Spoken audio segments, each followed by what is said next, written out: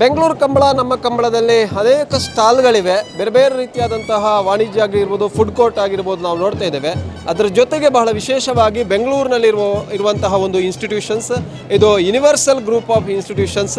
ಬಹಳ ರೀತಿಯಾದಂತಹ ಶೈಕ್ಷಣಿಕವಾದಂತಹ ಕೋರ್ಸ್ಗಳನ್ನು ನಡೆಸ್ತಾ ಇರುವಂಥ, ಬೆಂಗಳೂರಿನಲ್ಲಿ ನಡೆಸ್ತಿ ಅನೇಕ ಸಾಧನೆಗಳನ್ನು ಮಾಡಿರುವಂತಹ ಒಂದು ಇನ್ಸ್ಟಿಟ್ಯೂಷನ್ ಇದು. ಇದರ ಒಂದು ಸ್ಟಾಲನ್ನು ಕೂಡ ಇಲ್ಲಿ ಹಾಕಿಕೊಂಡಿದ್ದಾರೆ ಬೆಂಗಳೂರು ಕಂಬಳದಲ್ಲಿ.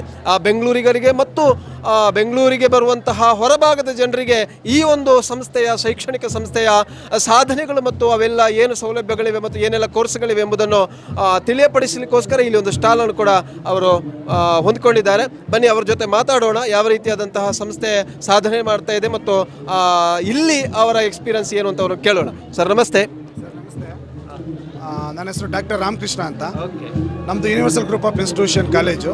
ಚೇರ್ಮನ್ನು ಆರ್ ಉಪೇಂದ್ರ ಶೆಟ್ಟಿ ಅವರು. ಅವ್ರ ನೇತೃತ್ವದಲ್ಲಿ ಕರ್ನಾಟಕದಲ್ಲಿ ಮೊಟ್ಟ ಮೊದಲ ಬಾರಿಗೆ IAS IPS coaching with degree integrated ಸ್ಥಾಪನೆ ಮಾಡಿದ ಏಕೈಕ ಕಾಲೇಜು, ಇತಿಹಾಸ ಅದು. ಅವರ ನೇತೃತ್ವದಲ್ಲಿ, ಚೇರ್ಮನ್ ಉಪೇಂದ್ರ ಶೆಟ್ಟಿ ಅವರ ನೇತೃತ್ವದಲ್ಲಿ ಕಾಲೇಜಿನ ಪ್ರಾರಂಭ ಮಾಡಿ IAS IPS ಜೊತೆಗೆ BA BCom BSc ಆಮೇಲೆ BA LLB ಆಮೇಲೆ PUC ಕ್ಲಾಟ್ ಇಂಟಿಗ್ರೇಟೆಡ್ ಅದನ್ನು ಪ್ರಾರಂಭ ಮಾಡಿದ್ದೀವಿ. ಸೈನ್ಸ್ ಕೂಡ ಪ್ರಾರಂಭ ಮಾಡಿದ್ದೀವಿ, ಕ್ಲಾಟು ಜೊತೆಗೆ ಸೈನ್ಸು ಕೂಡ ಪ್ರಾರಂಭ ಮಾಡಿದ್ದೀವಿ. ಇದು ಕಂಬಳಕ್ಕೆ ಭಾಳ ಮುಖ್ಯವಾಗಿ ಮಾರ್ಗದರ್ಶಕರಲ್ಲಿ ನಮ್ಮ ಚೇರ್ಮನ್ ಸರ್ ಕೂಡ ಒಬ್ಬರು, ಉಪೇಂದ್ರ ಶೆಟ್ಟಿ ಸರ್ ಅವರು. ಹಾಗಾಗಿ ನಾವು ಇಲ್ಲಿ ಸ್ಟಾಲ್ ಹಾಕಿ ನಮ್ಮ ಕಾಲೇಜನ್ನು ಒಂದು ಪ್ರಮೋಟ್ ಮಾಡ್ತಾ ಇದ್ದೀವಿ. ಭಾಳ ಬೆಂಗಳೂರಿನ ಇತಿಹಾಸದಲ್ಲಿ ಮೊಟ್ಟ ಮೊದಲ ಬಾರಿಗೆ ಕಂಬಳ ಇಲ್ಲಿ ನಡೀತಿದೆ. ನಮಗೆ ತುಂಬ ಖುಷಿಯಾಗಿದೆ. ವಿಶೇಷವಾಗಿ ನಾವು ಕೋಣ ವರ್ಷದ ನೋಡೋದೇ ನಾವು ಫಸ್ಟ್ ಟೈಮ್ ನೋಡಿದ್ದು ನಾವು ಇದನ್ನು. ಭಾಳ ವಿಶೇಷವಾಗಿದೆ. ಜೊತೆಗೆ ನಮ್ಮ ಕಾಲೇಜನ್ನು ಒಂದು ಪ್ರೊಮೋ ಮಾಡಬೇಕಂದ್ಬಿಟ್ಟು ನಾವೆಲ್ಲರೂ ಇಲ್ಲಿಗೆ ಬಂದು ಸೇರ್ಕೊಂಡಿದ್ದೀವಿ. ನಿಮ್ಮ ಸಂಸ್ಥೆ ಏನು ಸರ್ ಅಚೀವ್ಮೆಂಟ್ಸ್ಗಳೇನು? ಸರ್, ನಮ್ಮ ಸಂಸ್ಥೆಯಲ್ಲಿ ಈಗಾಗಲೇ UPSC ಪ್ರಿಲಿಮ್ಸನ್ನು ಬರೆದು ಪಾಸ್ ಮಾಡಿರೋ ಇದ್ದಾರೆ. ಆಮೇಲೆ ಪೊಲೀಸ್ ಸ್ಟಾಫ್ ಆಗಿದ್ದಾರೆ. ಆಮೇಲೆ ಫಾರೆಸ್ಟ್ ಡಿಪಾರ್ಟ್ಮೆಂಟಲ್ಲಿ ಅಪಾಯಿಂಟ್ ಆಗಿದ್ದಾರೆ. ಹಲವಾರು ಇಲಾಖೆಗಳಲ್ಲಿ ಅಪಾಯಿಂಟ್ ಆಗ್ತಿದ್ದಾರೆ. ಈಗ ನೆಕ್ಸ್ಟ್ ಬ್ಯಾಚು ಬರೀತಿದ್ದಾರೆ, ಪೂರ್ತಿ ಬ್ಯಾಚ್ ಬರೀತಿದ್ದಾರೆ. ಹಾಗಾಗಿ ಈಗ IAS ಜಾಸ್ತಿ ಬರೋ ಚಾನ್ಸ್ ನಮಗಿದೆ. ಕಾಯ್ತಾ ಇದ್ದೀವಿ ಸರ್. ನಾವು ಯಾವೆಲ್ಲ ಭಾಗದಿಂದ ನಿಮ್ಮ ಕಾಲೇಜಿಗೆ ಬರ್ತಾರೆ ಸರ್? ಒಟ್ಟು 17 ರಾಜ್ಯಗಳಿಂದ, ಸ್ಟೇಟ್ಗಳಿಂದ ನಮಗೆ ಸ್ಟೂಡೆಂಟ್ ಬಂದಿದ್ದಾರೆ. ಜೊತೆಗೆ ಕರ್ನಾಟಕದ ಎಲ್ಲ ಜಿಲ್ಲೆಗಳಿಂದ ನಮ್ಮ ಸ್ಟೂಡೆಂಟ್ ಬಂದಿದ್ದಾರೆ. 500ಕ್ಕೂ ಹೆಚ್ಚು ವಿದ್ಯಾರ್ಥಿಗಳಿದ್ದಾರೆ. ರೆಸಿಡೆನ್ಷಿಯಲ್ ಕಾಲೇಜು, ಅಲ್ಲೇ ಓದೋದು, ಅಲ್ಲೇ ಮಾರ್ನಿಂಗ್ ಸೆಷನ್ನು UPSC ಕ್ಲಾಸಸ್ ಇರುತ್ತೆ, ಆಫ್ಟರ್ನೂನ್ ಸೆಷನ್ ಅಕಾಡೆಮಿಕ್ ಕ್ಲಾಸಸ್ ಇರುತ್ತೆ. ಅಂದರೆ ವಿದ್ಯಾರ್ಥಿಗಳು ಯಾವ ಕೋರ್ಸನ್ನು ಮಾಡಿದ ನಂತರ ನಿಮ್ಮ ಒಂದು ಶೈಕ್ಷಣಿಕ ಸಂಸ್ಥೆಯಲ್ಲಿ ನಿಮ್ಮ ಕೋರ್ಸ್ಗಳನ್ನು ಪಡ್ಕೊಳ್ಬೋದು ಮತ್ತು ಹೇಗೆ ಪಡಿಬೋದು? ಸರ್, ಇಡೀ ಕರ್ನಾಟಕದಲ್ಲಿ BA ಕಾಂಬಿನೇಷನನ್ನು ಮುಚ್ತಾ ಇದ್ದಾರೆ. ಬಟ್ ನಮ್ಮ ಕಾಲೇಜಲ್ಲಿ ಇಡೀ ಕರ್ನಾಟಕದಲ್ಲೇ ಅತಿ ಹೆಚ್ಚು BAಗೆ, ಬ್ಯಾಚುಲರ್ ಆಫ್ ಆರ್ಟ್ಸ್ಗೆ ಅತಿ ಹೆಚ್ಚು ಸ್ಟೂಡೆಂಟ್ಸ್ಗಳಿರುವ ಏಕೈಕ ಕಾಲೇಜ್ ನಮ್ಮದೇ ಈಗ.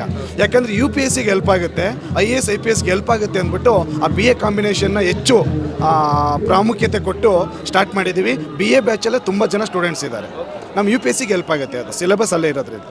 ಅಡ್ಮಿಷನ್ ಹೇಗೆ ಮಾಡ್ಕೊಳ್ಬೋದು? ತುಂಬ ಚೆನ್ನಾಗಿದೆ ಸರ್. ನಮ್ಮ ಮಾರ್ಕೆಟಿಂಗ್ ಟೀಮು ನಳಿನಿ ಅವರ ಮತ್ತು ಸಂತೋಷ್ ಅವರು ನೇತೃತ್ವದಲ್ಲಿ ನಮ್ಮ ಸಂಸ್ಥೆಯ ಸಿಸ್ಟರ್ ಸಂಸ್ಥೆ ಆದಂತಹ ಯೂನಿವರ್ಸಲ್ ಕೋಚಿಂಗ್ ಸೆಂಟರ್. ನಮ್ಮ ಕೋಚಿಂಗ್ ಸೆಂಟರ್ಗೆ 22 ವರ್ಷಗಳ ಇತಿಹಾಸ ಇದೆ.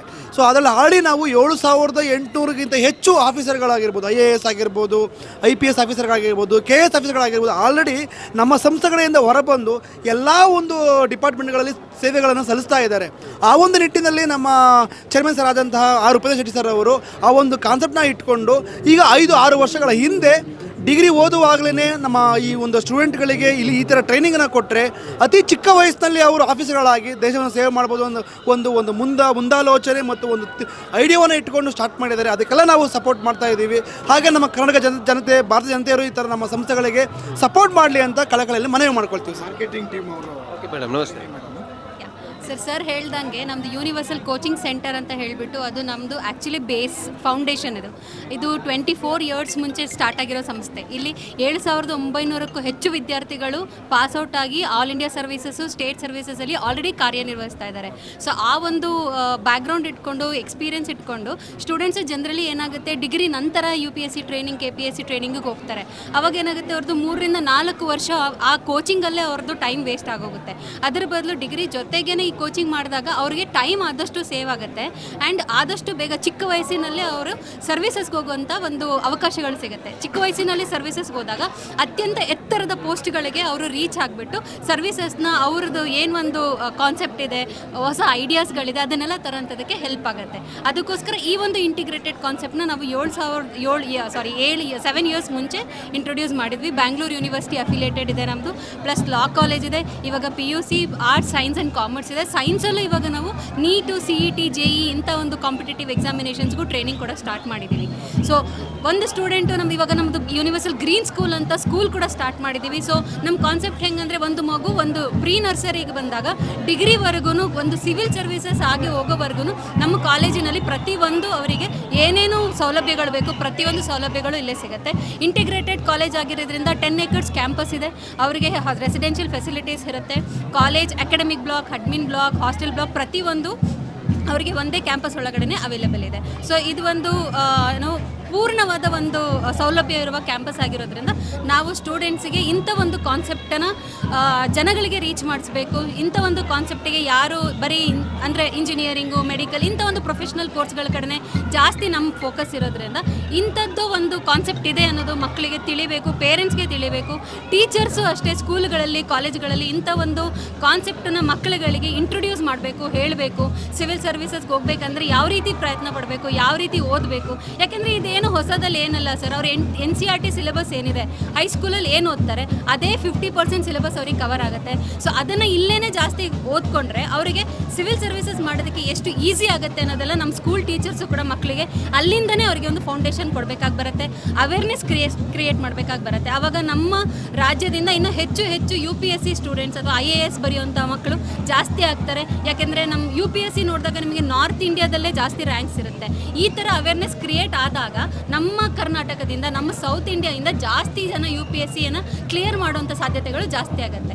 ಫ್ಯಾಕಲ್ಟಿ ಮತ್ತು ಸ್ಟಾಫ್ ಬಗ್ಗೆ ಸೊ ಫ್ಯಾಕಲ್ಟೀಸ್ ಬಂದು ನಮ್ಮಲ್ಲಿ ಅಂದರೆ ಔಟ್ಸೈಡ್ ಸ್ಟೇಟ್ ಫ್ಯಾಕಲ್ಟೀಸು ಇದ್ದಾರೆ, ಕೆಲವು ಫ್ಯಾಕಲ್ಟೀಸ್ ಕ್ಯಾಂಪಸಲ್ಲೂ ಉಳ್ಕೊಳ್ತಾರೆ. ಆ್ಯಂಡ್ ನಮ್ಮದು ರೆಗ್ಯುಲರ್ ಸ್ಟಾಫ್ ಕೂಡ ಇದ್ದಾರೆ. UPSCಗೆ ಡಿಫ್ರೆಂಟ್ ಸ್ಟಾಫ್ ಇರ್ತಾರೆ, ಅಂದರೆ ಅಕಾಡೆಮಿಕ್ ಹೇಳ್ಕೊಡೋಕ್ಕೆ ಬೇರೆ ಥರ ಸ್ಟಾಫ್ಗಳು ಇರ್ತಾರೆ, ಅಂದರೆ ಅಕಾಡೆಮಿಕ್ ಓರಿಯೆಂಟೆಡ್ ಸ್ಟಾಫ್ಗಳು ಇರ್ತಾರೆ. ಸೊ ಅವರಿಗೆ ಇವಾಗ NCC ಇದೆ, NSS ಇದೆ, ಸ್ಪೋರ್ಟ್ಸ್ ಆ್ಯಕ್ಟಿವಿಟೀಸ್ ಇರುತ್ತೆ, ಕಲ್ಚರಲ್ ಆ್ಯಕ್ಟಿವಿಟೀಸ್ ಇರುತ್ತೆ. ಸೊ ಒಂದು ಪರಿಪೂರ್ಣವಾದ ಒಂದು ಕ್ಯಾಂಪಸ್ ಅಂತ ಹೇಳೋಕ್ಕೆ ಇಷ್ಟಪಡ್ತೀನಿ.